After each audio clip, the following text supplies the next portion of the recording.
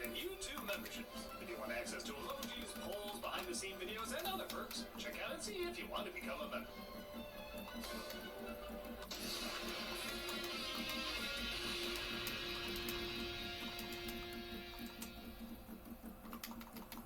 Hello, I'm the nostalgic guy, remember? So you don't have to.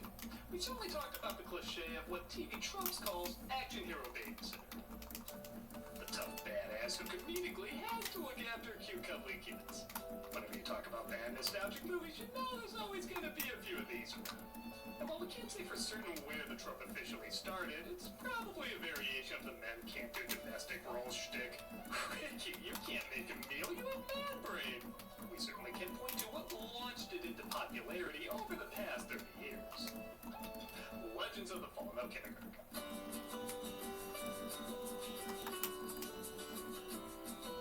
directed by Ivan Reitman in 1990.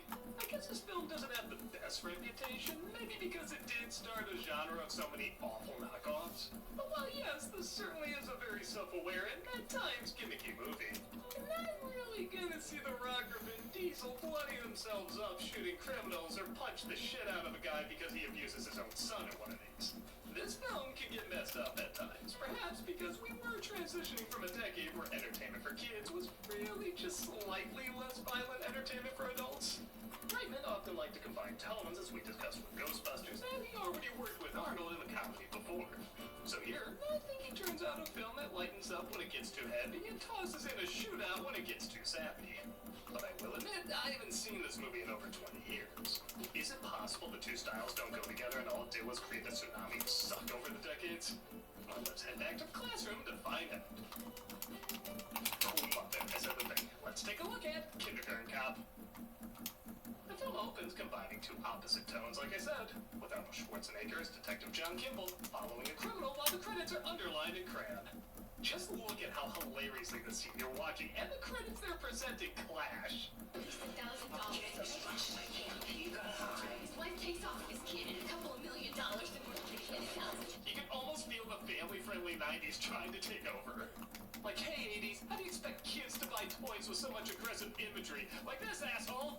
Sometimes with your lead star. Also, seriously, how can this guy not notice Arnold following him? He looks like a movie poster is walking behind you. I'm half expecting him to run to the other movie poster Arnold walking in the back of a mall. You said you had information about my family. What's that?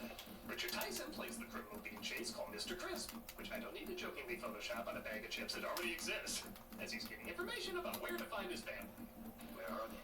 Astoria Elementary. It's in Astoria. A character this smart doesn't have long for this rodeo. Crisp, you're under arrest. Kimball catches him as Detective O'Hara, played by Pamela Reed, questions the victim's girlfriend who saw the murder but refuses to say anything.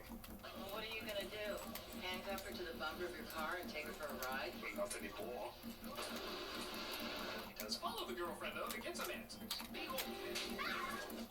Family big. It's PG-13. They made it in the late 80s. Just feel lucky everybody's hearts stay in their bodies.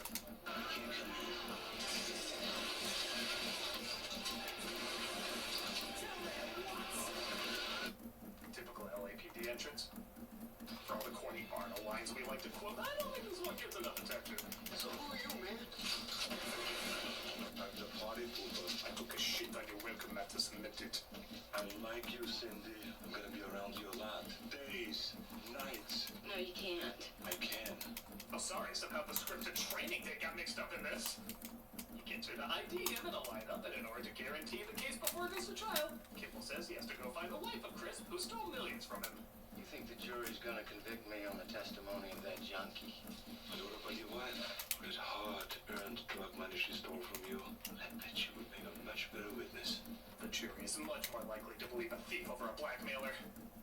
The only problem is they don't know who his wife is, so he teams up with O'Hara, who'll go undercover as a kindergarten teacher to find his son, as his school is the only info they got. Get this tree stuff out of my way before I vomit all over you. She gets violent food poisoning, though, having to puke constantly.